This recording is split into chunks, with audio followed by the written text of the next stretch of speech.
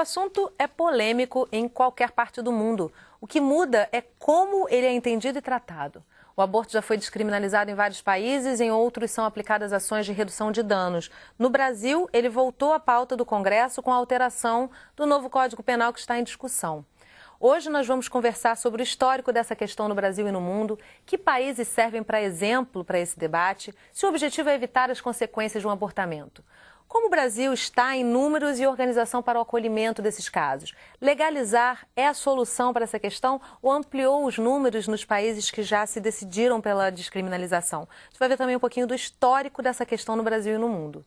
A gente conversa hoje, então, com Sônia Correia, co-coordenadora do Observatório de Sexualidade e Política e membro da Comissão de Cidadania e Reprodução. Sônia, muito obrigada pela sua participação no nosso programa. Bom, para começar, essa é uma questão mais que polêmica, como eu disse na nossa abertura, né? Há quanto tempo se discute a questão do aborto no Brasil e no mundo, né? Em que momento essa questão começa a ser tida como uma questão polêmica? Porque antigamente devia ser uma questão religiosa e ponto, né? Não, variava, não. O aborto é uma prática extensiva, né? De todas as sociedades, todas as culturas, há registros históricos de aborto nos contextos mais variados e nos mais diversos momentos históricos, né? E com debates sobre normas e regulação. Por exemplo, a Simone de Beauvoir, no Segundo Sexo, faz uma bela análise de como o aborto era tratado em Roma. É um dos tópicos importantes do livro dela, do famoso Quer dizer, se livro fala em dela, aborto, né? dessa possibilidade... Quer dizer, o aborto, na antiguidade, ele não era proibido induzido, mas já tinham práticas de aborto, como você tem práticas de aborto em sociedades ditas, né, primitivas. Eu não gosto não eram do elaboradas termo, como mas, as de agora, exemplo, mas já existiam, né? As populações indígenas brasileiras, populações africanas, têm recursos que interrompem gestações. Isso é conhecido historicamente. Agora, um debate político sobre aborto é uma novidade, digamos, moderna, né? É coisa dos tempos modernos, porque o tema da liberdade reprodutiva, da possibilidade de decidir sobre o número de filhos, de usar métodos anticoncepcionais, essa é uma questão que se inaugura no século XIX. Né? E já desde então existe na Europa e nos Estados Unidos discussões sobre os efeitos negativos do aborto clandestino e sobre a possibilidade de que as mulheres decidam pela interrupção de uma gravidez indesejada. Isso ainda no século XIX? No século XIX. Quer dizer, os Estados Unidos e a Europa já discutem isso como uma decisão, um poder de escolha feminino, é na isso? sociedade, claro. Na sociedade. As feministas, as pioneiras. Emma Goldman, que é uma pioneira socialista, comunista conhecida. Margaret Sanger, que foi uma das pioneiras do acesso aos meios anticoncepcionais, são pessoas que já discutiam o aborto e também em alguns países europeus. Tanto assim que as primeiras reformas legais, a primeira reforma legal, o primeiro país que reforma o Código Penal para permitir o aborto foi a União Soviética, pós-Revolução de 1917. A primeira reforma legal em 1920, na Rússia. Essa reforma, isso se dá no primeiro momento da Revolução, depois com o stalinismo, né, o momento autoritário do stalinismo, haveria um retrocesso em 1934, o acesso ao aborto seria restringido, mas de qualquer forma a União Soviética e os países socialistas estão na linha de frente dos primeiros países a legalizarem o aborto. São exemplos a Iugoslávia, a România, a Polônia. Pelo que você está me dizendo, o Brasil está bem atrasado nessa discussão, assim, no sentido de que aqui a gente discute, mas não se chega a conclusão alguma. Mas o debate no Brasil, de fato, se inicia antes. Né? A reforma, o Código Penal reformado... Eu estou surpresa aqui com essa informação. Começa quando essa discussão no Brasil? Veja só, é muito interessante a gente pensar que o Código Penal... o Código Penal do Império era mais liberal, por assim dizer. Ele era mais liberal do que o Código 40. Porque ele punia os agentes do aborto, mas ele não punia diretamente as mulheres, como o Código Penal de 40 vai fazer. Mas mesmo que o Código Penal de 40 seja mais restritivo, que se dá no momento maternalista, pró-natalista, em que se pensava que a população tinha que crescer e, portanto, que as mulheres tinham que parir muitos filhos, né? É o modelo do natalismo dos anos 30 e 40. Mesmo assim, o Código Penal Brasileiro de 40 tem o mérito de incluir a possibilidade da gravidez por estupro, né? Que não é exatamente comum nas reformas de Código Penal daquele período, né? Embora o aborto por estupro, nos termos do Código de 40, seja, a meu ver, uma possibilidade de aborto que não diz respeito à autonomia reprodutiva das mulheres, diz muito mais respeito à honra é verdade. do pai, do irmão, né? Uma lógica patriarcal, né? Você permite o aborto no caso do estupro em defesa da honra da família, né? Muito mais do que pela liberdade reprodutiva das mulheres. Mas, de qualquer maneira, é interessante a gente pensar que um jurista, né, em 1940, já considerava a possibilidade de que o aborto, no caso de estupro... É uma pequena evolução.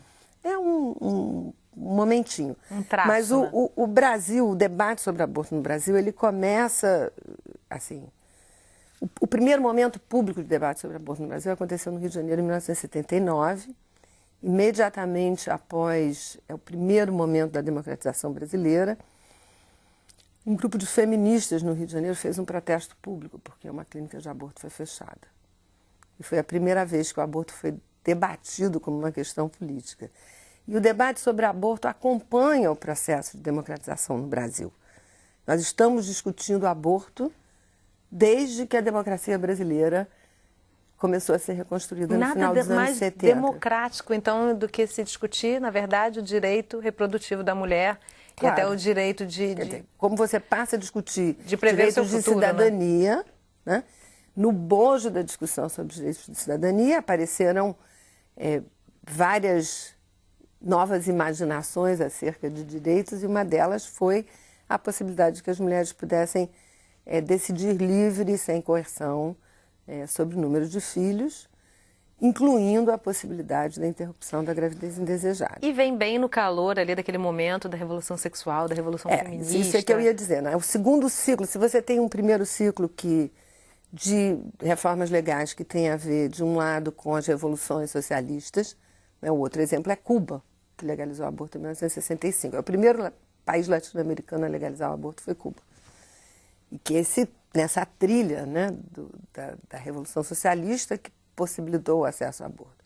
Você tem legalizações de aborto no Japão, na Coreia, mesmo na China e na Índia. Na China não houve uma legalização, mas houve uma flexibilização da lei. E na Índia, em 1971, que são reformas que estão relacionadas mais ao controle populacional, né? A medidas de controle populacional do que, de fato, a uma perspectiva de direitos das mulheres. Me parece, então, até por essas questões históricas que você está trazendo, Sônia, que a discussão sobre o aborto, ela sempre vai ter motivos políticos, econômicos ou religiosos. É isso? Ela está sempre atrelada a essas duas ela questões. Não pode, a discussão sobre aborto nunca está desvinculada de aspectos jurídicos e legais, dimensões políticas e culturais, e, evidentemente, você tem a questão das posições e das doutrinas religiosas em relação ao aborto, que estão presentes ao longo de toda essa historinha que eu estou contando aqui, que já estavam presentes antes. Eu acho que é importante dizer que a Igreja Católica discutiu por séculos o aborto, não teve uma posição fechada e dogmática em relação ao aborto até o século XIX. Havia uma controvérsia interna na Igreja. As teólogas católicas progressistas, o grupo Católicas pelo Direito a Decidir, tem um livro muito interessante sobre história das ideias do aborto na Igreja, sobre aborto na Igreja Católica. Na Idade Média, houve um enorme debate sobre, relacionado com o aborto, que é o momento em que a alma é incorporada no embrião, né? É a tese aristotélica de que a vida tem a ver com movimento, então... Isso deve ter, com certeza, a ver com a evolução do conhecimento científico. Não, mas não? A concepção na Idade Média era que é uma concepção clássica, a vida tem a ver com o movimento. Portanto, um embrião só tinha vida, só tinha alma a partir do momento que ele começasse a se mover. Você sentia o movimento do embrião. E naquele período, naquele momento, o aborto antes do movimento não era considerado nenhum pecado, nenhum crime, porque não havia ânima, né? Não havia essa coisa do movimento. Então, a própria Igreja Católica teve posições divergentes em relação ao tema, né? E, no caso do Brasil, você dizia antes, você tem toda a razão. O debate brasileiro se inscreve no que eu chamo o segundo ciclo de reformas legais, que se inicia com a Inglaterra em 67, né? E Canadá, Estados Unidos em 73, Finlândia, Dinamarca, Tunísia. Tunísia legalizou o aborto, as pessoas nunca poderiam imaginar isso, que um país islâmico legalizou o aborto em 1973. Inclusive antes da França, que foi só em 1975, ou antes da Itália, em 1978. Né? Essas reformas vão até os anos 90 na Bélgica, e são as reformas que eu chamo de segundo ciclo, porque elas fazem parte de um momento histórico em debate sobre aborto, e a possibilidade da legalização, o clamor pela legalização, se inscreve no marco da igualdade entre os gêneros, né, do debate mais amplo sobre a igualdade entre os gêneros, sobre a liberdade sexual, né, sobre a ideia de que o pessoal é político, né, os grandes lemas do feminismo dos anos 60, 70, meu corpo me pertence. E, sobretudo, reflete um momento dessa sociedade, pelo que você está me falando, né, Sônia? Reflete a revolução cultural, a revolução sexual dos anos 60, 70. Em cada país, na verdade, a discussão do aborto vai estar discutindo um momento dessa sociedade. Agora, a gente vai continuar falando sobre isso, a gente precisa fazer um intervalo rapidinho, e no próximo bloco vamos aprofundar um pouquinho essa questão cultural que envolve toda essa discussão do aborto, que me parece que para o Brasil essa percepção é muito importante nesse momento em que se tem a possibilidade de se discutir isso novamente para a colocação no novo código, né, de uma forma mais democrática, como a gente falou anteriormente. A gente faz um rápido intervalo, mas volta já. Não sai daí.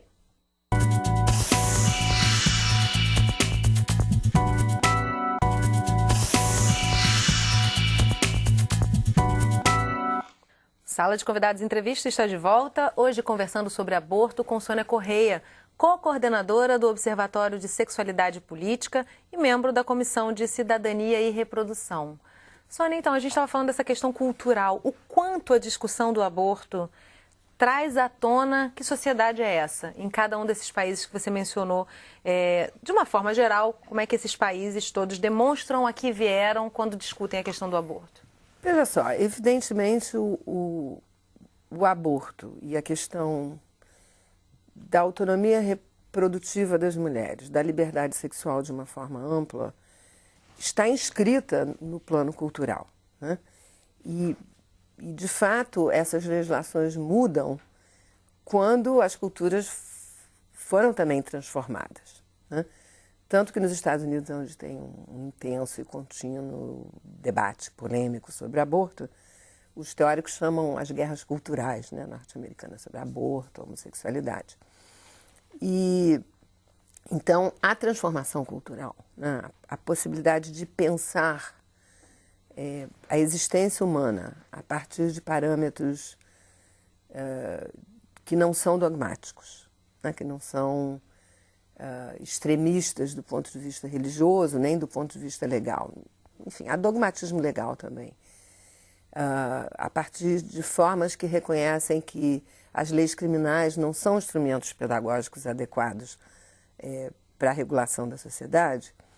Quando essa cultura começa a se transformar, você abre a possibilidade de repensar a questão da sexualidade, do aborto, da igualdade entre os gêneros. É evidente que tem uma transformação cultural em curso, mas eu queria dizer que você não precisa dessas transformações profundas para alterar a legislação ou tomar medidas sanitárias, né, medidas de saúde pública, que reduzam os efeitos deletérios do aborto clandestino e inseguro sobre a saúde e a vida das mulheres.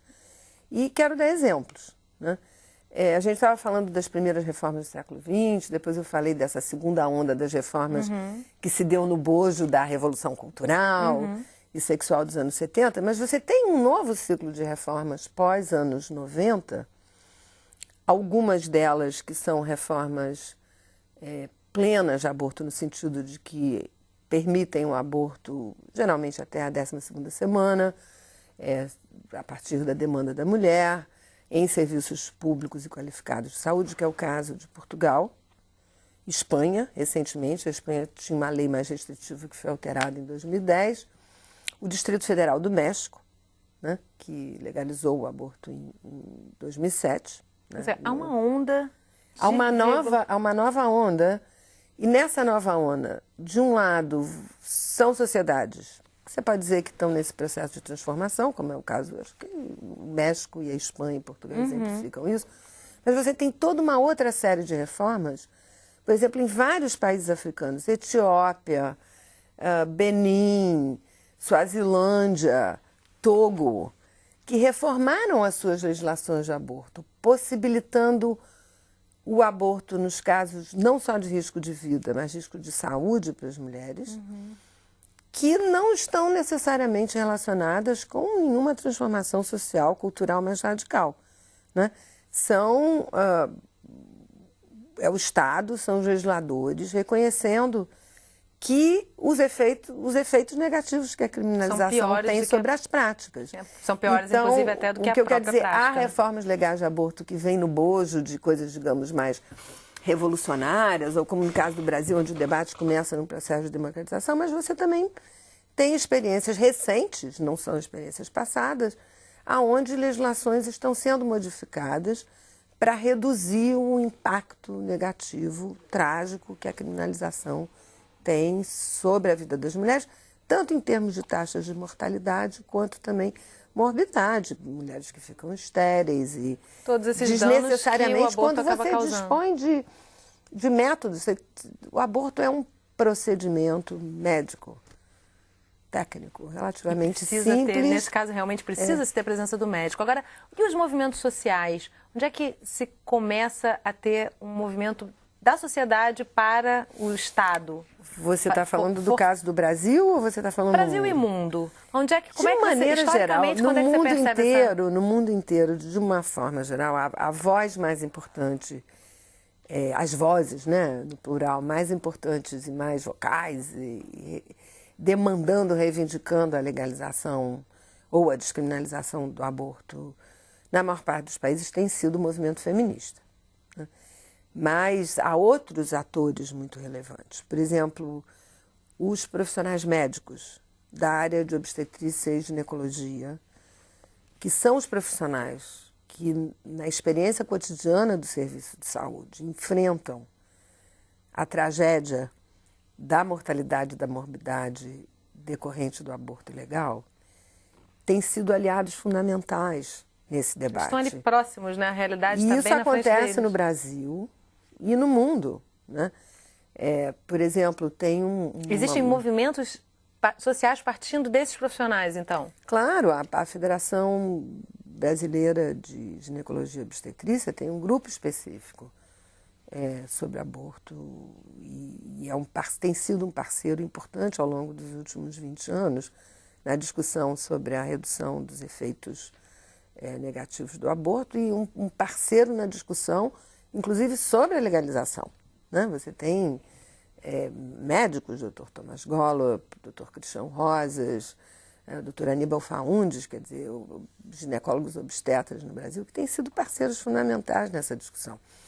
Você tem juristas, né, e advogados que são críticos do uso excessivo, né, do uso absolutista da lei criminal como instrumento de correção de distorções sociais, que também têm sido parceiros muito importantes na discussão sobre aborto. Você tem outros movimentos sociais que experimentam também o efeito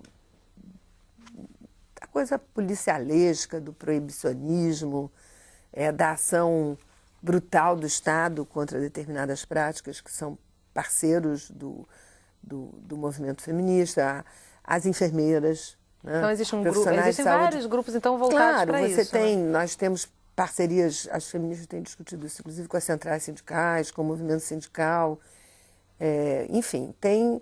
No caso do Brasil e no caso de outros países, por exemplo, eu queria dar talvez o exemplo da Argentina, porque a gente fica falando um pouco do mundo inteiro. E tem passa experiências... essa impressão de que a América Latina tá um fora. tanto atrasada Eu lembrei nesse que ponto, não. Cuba, o aborto é legalizado em Cuba desde 1965. No estado de Yucatán, no México, o aborto é legal desde a década de 20. Né? É uma história muito especial. E sem restrições para qualquer qualificação. Sem restrições. É uma das primeiras reformas legais, mas é uma reforma num estado específico. Né? E mais recentemente nós tivemos 2 movimentos de legalização do aborto. Eu já mencionei um, que foi o Distrito Federal do México em 2007, e antes disso a Corte Constitucional colombiana, que foi mobilizada por uma iniciativa feminista, numa ação que se parece um pouco com a ação de arguição de constitucionalidade que resultou recentemente no Brasil na decisão do Supremo sobre aborto no caso de anencefalia. Foi uma ação parecida com essa. A Corte Constitucional colombiana foi provocada sobre os aspectos inconstitucionais da criminalização do aborto, que no caso da Colômbia era extremo. Né? Você não tinha permissivos legais. E a Corte decide que o aborto, sim, deve existir a possibilidade do aborto no caso de risco de vida, risco de saúde, estupro, anomalia fetal grave e incompatível com a vida. Não é uma legalização plena, mas o permissivo de saúde, ou seja, o risco de saúde para a mulher, abre uma janela muito importante. E o número de abortos legais se expandiu enormemente na Colômbia nesses últimos 6 anos, porque foi em 2006. No caso do México, o Distrito Federal do México já realizou quase 80 mil abortos em condições legais. Isso em quanto tempo? Desde 2007, são 5 anos. Tem estatísticas sobre isso. Além disso, existe no México... E tem-se noção do impacto disso? Do que se muda na realidade da saúde pública desses lugares? Você tem indicativos, no caso do México, de redução de efeitos danosos do aborto. Agora, no caso específico do Distrito Federal do México... E redução de número de abortos, não? Na hora que se começa a debater mais esse tema... Você não tem como medir mensurar isso exatamente num período tão curto. Tá certo? Até porque o aborto clandestino você não tem precisamente como mensurar. A experiência dos países onde o aborto está legalizado há muito tempo, como é o caso particularmente dos países europeus, onde você tem estatísticas muito confiáveis, e também nos Estados Unidos, não há nada que indique que a legalização do aborto aumenta o número de abortos. Ou reduz? Não, aumenta ou reduz? Ela reduz desde que a possibilidade do aborto esteja associada a uma política ampla de oferta de meios anticoncepcionais, de informações adequadas, né, sobre a regulação da fecundidade. O aborto deve ser raro, legal e seguro. E assistido, né? Deve ser raro, legal e seguro. Para que ele seja raro, a legalização do aborto, e aliás, isso é importante dizer, né? No Brasil, o movimento feminista que tem lutado pela legalização do aborto nunca, desde os anos 70, levanta essa discussão pensando exclusivamente na questão do aborto. Nós sempre pensamos a legalização do aborto no marco de uma política ampla de saúde reprodutiva que possa proporcionar às mulheres um pré-natal adequado, assistência obstétrica correta, acesso aos meios anticoncepcionais, assistência ginecológica. A pauta feminista... O contexto sobre do aborto é bem mais amplo, então. Então, você não pode, de forma nenhuma, pensar uma intervenção isolada, vertical, em relação ao aborto. E é interessante se trazer, então, esse histórico, né, Sônia? Porque pela história e por essas discussões todas, até por essas questões que você está trazendo, que desmistificam muito do contexto social onde o aborto se coloca, a gente percebe que essa discussão, ela tem que se fazer presente em qualquer país do mundo e, sobretudo, acompanhar a evolução dos fatos, né? A evolução da ciência, a evolução do entendimento, do respeito à individualidade de cada ser humano e de cada mulher. Quero te agradecer a presença aqui no nosso estúdio. Foi um prazer conversar com você, Sônia. Também, uma aula de história Numa temática que, no momento, se faz tão importante, né?